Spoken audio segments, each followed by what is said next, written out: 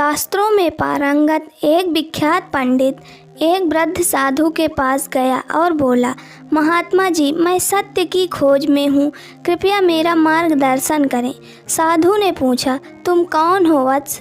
पंडित बोला, महात्मा जी, आप मुझे नहीं जानते, मैं कई शास्त्रों में पारंगत पंडित हूँ। इस नगर में मेरी बड़ी प्रतिष्ठा है, किंतु सत्य खोज ना सका हूँ।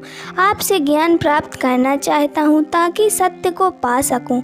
साधु बोले, तुम लिख कर ले जाओ कि तुम क्या जानते हो। जो तुम जानते हो उसे बताने का कोई औचित्य नहीं। जो तुम नहीं जानते वो ज्ञान मैं तुम्हें दे दूंगा। व्यक्ति लौट गया। उसे शास्त्रों का इतना अधिक ज्ञान था कि उसे लिखते लिखते 3 वर्ष बीत गए। 3 वर्ष बाद जब वह साधु के पास पहुंचा तो उसके हाथ में 1000 पृष्ठों की पोथी थी। साधु और वृद्ध हो चले थे। पोथी देखकर बोले, मेरी आयु हो चली है, इतना तो मैं पढ़ ना पाऊंगा, इसका सार लिख कर ले आओ। पंडित लौट गया और सार लिखने लगा।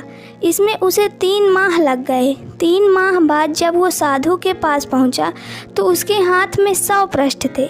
साधु बोले, ये भी बहुत अधिक है, शरीर दुर्बल हो चला है, आंखें कमज़ोर हो चली हैं, कितना पढ़ पाना भी संभव नहीं, इसे और संक्षिप्त कराओ। पंडित वापस चला गया और 7 दिन बाद एक प्रश्न में सार सूत्र लिख कर ले आया। साधु मृत्युशैया पर थे। पंडित ने वो एक पृष्ठ साधु की ओर बढ़ाया तो वो बोले, मैं तुम्हारी ही बाट जोह रहा था।